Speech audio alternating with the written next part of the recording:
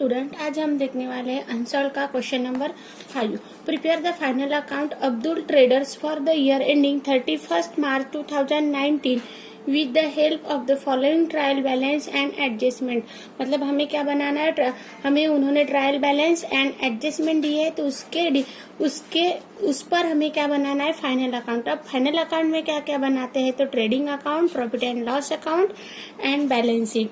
तो देखो हमने जो भी मतलब फाइनल अकाउंट बनाए हैं, तो फाइनल अकाउंट में क्या क्या अकाउंट बनाए हैं, trading account, profit and loss account and balance sheet. तो ये किसके बुक में करनी है, तो ये करनी है अब्दुल ट्रेडर्स। देखो in the books of Abdul traders trading account. अब ये कब का बनाना है, तो ये 31 मार्च 2019 का, फॉर द ईयर एंडिंग 31 मार्च 2019। उसके बाद प्रॉफिट एंड लॉस, ये भी फॉर द ईयर एंडेड 31 मार्च 2019। और बैलेंस शीट एक दिन की होती है, एज ऑन 31 मार्च 2019। तो देखो उन्होंने एडजस्टमेंट दी है, तो एडजस्टमेंट क्या है, क्लोजिंग स्टॉक वैल्यू एट ₹89,600। अब ये क्लोजिंग स्टॉक है, मतलब ये लास्ट जो भी बैलेंस बचा हुआ है 31 मार्च 2019 का, तो उसकी दो एंट्री होती है। तो फर्स्ट होती है ट्रेडिंग के क्रेडिट में, देखो बाय क्लोजिंग स्टॉक कितना है, क्लोजिंग स्टॉक 89,600। और उसकी सेकेंड एंट्री जाएगी बैलेंस शीट के एसेट साइड में, क्लोजिंग स्टॉक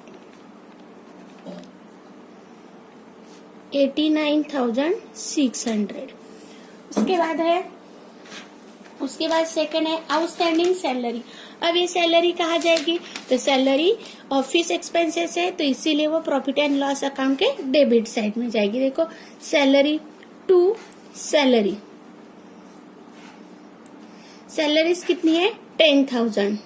अब देखो उन्होंने क्या बोला है कि आउटस्टैंडिंग एक्सपेंसेस सैलरी ₹2,000, मतलब ये आउटस्टैंडिंग 2,000 है, इसीलिए प्लस करनी पड़ेगी आउटस्टैंडिंग सैलरी 2,000, बाहर कितना 12,000। अब ये आउटस्टैंडिंग सैलरी की सेकेंड एंट्री कहाँ जाएगी, ये जाएगी बैलेंस शीट के लायबिलिटी साइड में, आउटस्टैंडिंग सैलरी 2,000। उसके बाद उन्होंने वो पूछा है कि वेजेस 4,000। अब वेजेस कहाँ जाता है, तो ये ट्रेडिंग अकाउंट में जाता है, तो ट्रेडिंग अकाउंट में वेजेस देखना पड़ेगा। वेजेस है 2,600, तो ये वेजेस 2,600। अब ये प्लस आउटस्टैंडिंग वेजेस क्या करना पड़ेगा, प्लस वेजेस कितना है 4,000, तो ये 4,000 क्या करना पड़ेगा हमें, प्लस 4,000, बाहर कितना निकालेगा 6,600। अब उसकी आउटस्टैंडिंग वेजेस है, तो उसकी भी सेकंड एंट्री करनी पड़ेगी, तो वो भी सेकंड एंट्री जाएगी बैलेंस शीट के लायबिलिटी साइड में, आउटस्टैंडिंग वेजेस 4,000। उसके बाद charge depreciation on machinery at 10%, मतलब मशीनरी पर 10% क्या करना है, हमें डेप्रिसिएशन लेना है, तो मशीनरी देखनी पड़ेगी। मशीनरी देखो यहाँ मशीनरी दी है उन्होंने, मशीनरी 56,000। अब ये मशीनरी हमारी क्या है, असेट, तो असेट में जाएगी मशीनरी 56,000। अब ये 56,000 पर उन्होंने 10% डेप्रिसिएशन बोला, तो ये डेप्रिसिएशन क्या करेंगे, माइनस 10% डेप्रिसिएशन, तो ये 10% कितना आ जाएगा 5,600। तो ये अमाउंट कितनी आ जाएगी 50,400। अब देखो ये डेप्रिसिएशन हमारा एक्सपेंसेस है, इसीलिए वो जाएगी प्रॉफिट एंड लॉस अकाउंट के डेबिट साइड में, तो ये प्रॉफिट एंड लॉस अकाउंट में डेबिट साइड में डेप्रिसिएशन ऑन मशीनरी कितना आया है 5,600। उसके बाद लास्ट है हमारा bad debts write off 2000 and create a provision for bad debts doubtful debts on 5% sundry debtors। मतलब क्या करना है कि bad debts 2000 क्या करना है, वो डेटर्स में से 2000 राइट ऑफ करना है, मतलब माइनस करना है, और उस पर 5% क्या करना है, आरडीडी निकालना है। तो देखो पहले हमें क्या करना पड़ेगा कि डेटर्स देखना पड़ेगा। हमारा सन्ड्री डेटर्स कितना है, सन्ड्री डेटर्स 64,000, तो ये असेट में जाएगा। 60 सन्ड्री डेटर्स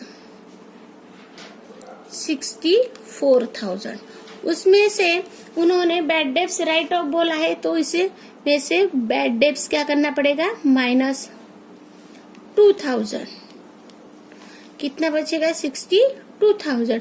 अब देखो बैड डेब्ट्स की सेकेंड एंट्री, उसके लिए हमें फॉर्मेट बनाना पड़ेगा। देखो old bad debts plus new bad debts plus new RDD minus old RDD. तो अब ये एडजस्टमेंट का जो भी बैड डेब्ट्स रहता है तो ये न्यू रहता है, तो उसकी एंट्री कहाँ होगी, प्रॉफिट एंड लॉस अकाउंट के डेबिट साइड में 2000। अब ये न्यू है इसीलिए 2000 क्या करेंगे, प्लस। उसके बाद उन्होंने बोला है कि 5% ऑन सन्ड्री डेटर्स आरडीडी, मतलब उस पर आरडीडी निकालना है। अब देखो -5% आरडीडी रिजर्व डाउटफुल डेब्ट्स। अब 62,000 पर 5%, तो कितना आएगा, 3,100।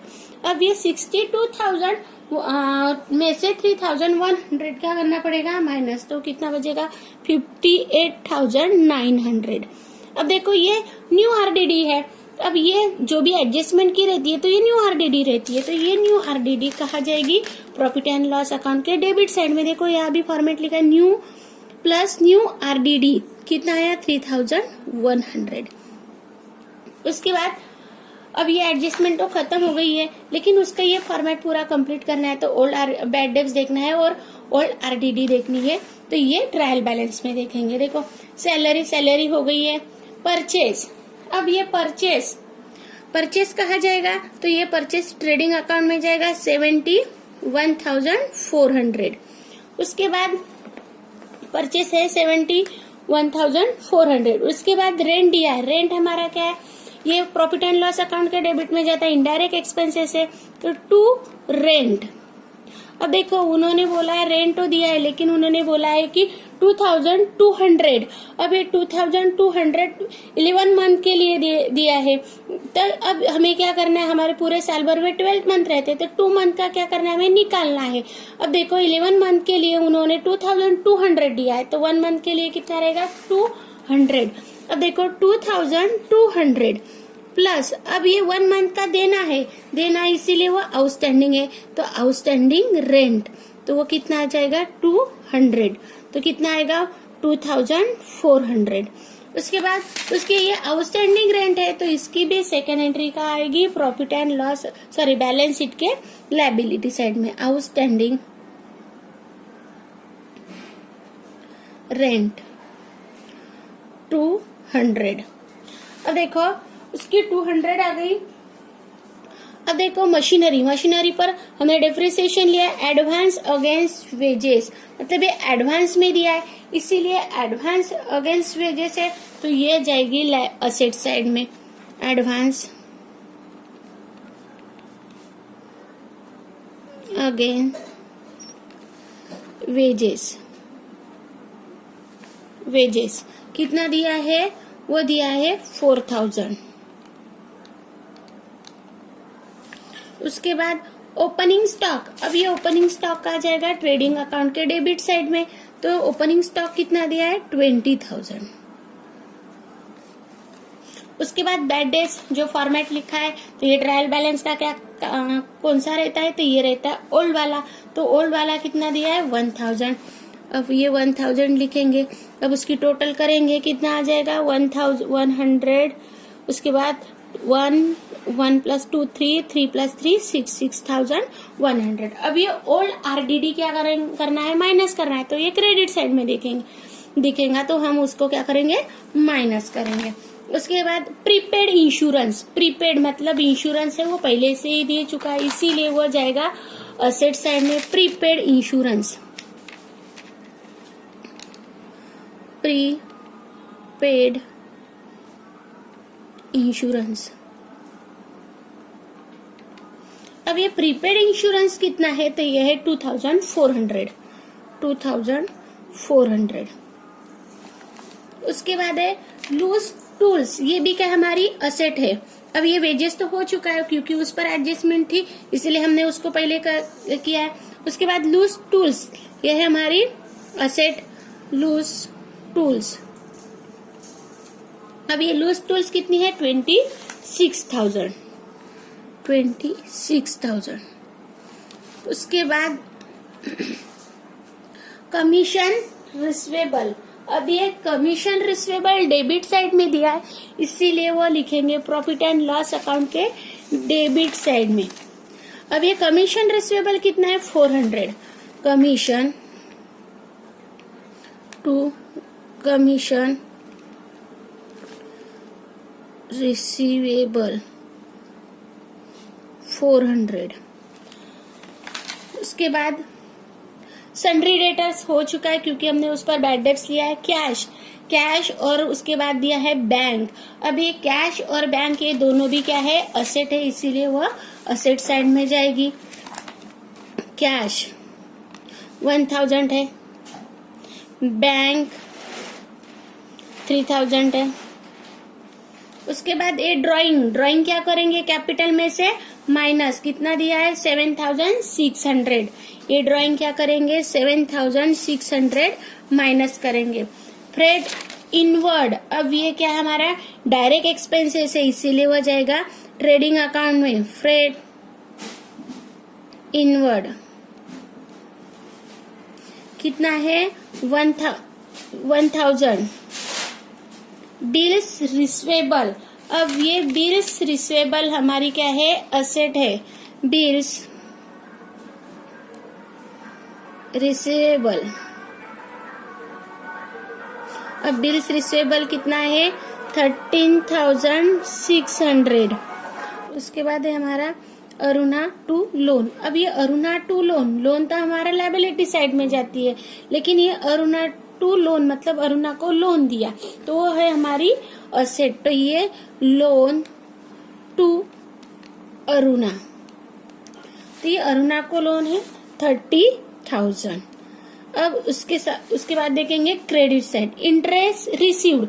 अब ये इंटरेस्ट रिसीव्ड मतलब इंटरेस्ट मिला हमें 2400, तो ये जाएगा प्रॉफिट एंड लॉस अकाउंट के क्रेडिट साइड में। Bye interest received 2400। उसके बाद है कैपिटल, ये कैपिटल कितना है, 1,60,000, तो ये कैपिटल मतलब लायबिलिटी साइड में जाएंगे 1,60,000। उसके बाद है सेल्स, तो सेल्स कहा जाएगा, सेल्स जाएगा ट्रेडिंग अकाउंट के क्रेडिट साइड में कितना है, 85,000। उसके बाद है प्रोविजन फॉर बैड डेब्ट्स, जो फॉर्मेट लिखा था आप देखो इसके अमाउंट 2000, ये 2000 क्या करेंगे उसमें से माइनस, मतलब 6100 में से 2000 माइनस करेंगे तो वो बचेगा 4100। उसके बाद है कमीशन रिसीव्ड, कमीशन मिला। अब ये रिसीवेबल है और ये रिसीव्ड है मतलब कमीशन मिला बाय कमीशन रिसीव्ड। कमीशन कितना मिला है, 1600। उसके बाद है बिल्स पेबल, अब बिल्स पेबल है हमारी लायबिलिटी, बिल्स पेबल। और उसके बाद है क्रेडिटर्स। अब बिल्स पेबल देखो कितना है, 9,200 और क्रेडिटर्स हमारे 56,000। उसके बाद अब ये ट्रायल बैलेंस भी हो गई। अब हमें क्या करना है, ग्रॉस प्रॉफिट, नेट प्रॉफिट और बैलेंस शीट इक्वल करनी है। तो देखो पहले करेंगे हम ट्रेडिंग अकाउंट। अब देखो यहाँ परचेस रिटर्न भी नहीं है तो ये 71,400 वही निकालेंगे। उसके बाद 85,000 मतलब सेल्स में से सेल्स रिटर्न माइनस नहीं हुआ क्योंकि सेल्स रिटर्न नहीं दिया है, तो 85,000 हम बाहर निकालेंगे। अब देखना है कि हमारे इसमें ट्रेडिंग अकाउंट में ग्रॉस प्रॉफिट निकलता है या ग्रॉस लॉस निकलता है। अब देखो कौन सी अमाउंट, डेबिट अमाउंट ज्यादा है या क्रेडिट अमाउंट, तो ये इसमें है क्रेडिट अमाउंट ज्यादा, तो उसकी 85,000, 89,600 ये दोनों की टोटल मिलाकर आती है 1,74,600। अब ये डेबिट में भी लिखेंगे 1,74,600। अब क्या करेंगे, उसकी टोटल करेंगे तो उसकी टोटल आती है 99,000।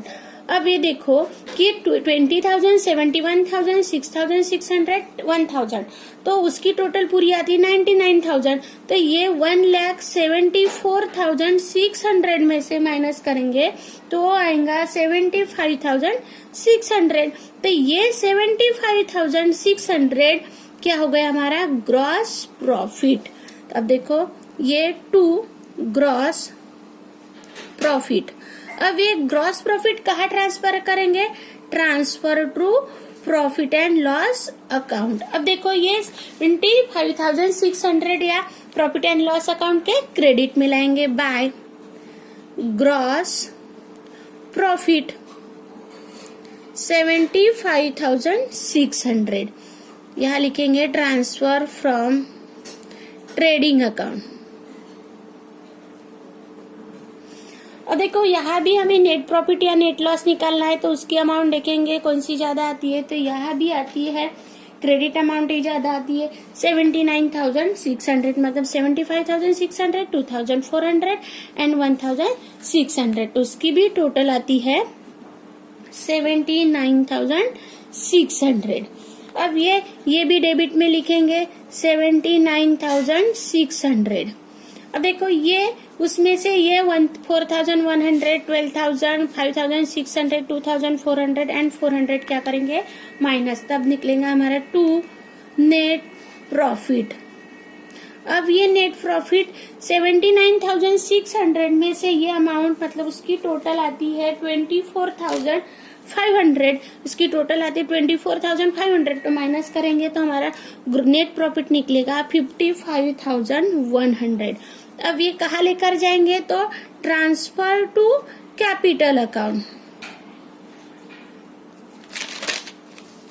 अब देखो ये नेट प्रॉफिट कैपिटल अकाउंट को ट्रांसफर करना है, तो यहाँ कैपिटल लिखा है, इंटरेस्ट ऑन कैपिटल नहीं पूछा है तो नहीं लिखा। उसके बाद है नेट प्रॉफिट, तो नेट प्रॉफिट कितना है हमारा 55,100। अब देखो उसकी टोटल करेंगे तो वो आती है 2,15,100। उसमें से ये 7,600 क्या हमारा ड्राइंग है, तो ये ड्राइंग क्या करेंगे माइनस, तो बचेगा कितना 2,07,500। अब देखो उसकी टोटल करेंगे, उसकी पूरी टोटल आएंगी, उसकी पूरी टोटल करनी है हमें, तो उसकी पूरी टोटल आएंगी 2,78,900। ये लायबिलिटी की उतनी ही अमाउंट हमारी असेट साइड की आनी चाहिए, तो ये 2,78,900। ये दोनों की अमाउंट कैसे आ गई है इक्वल। तो ये हो गया हमारा फाइनल अकाउंट का प्रॉब्लम नंबर 5।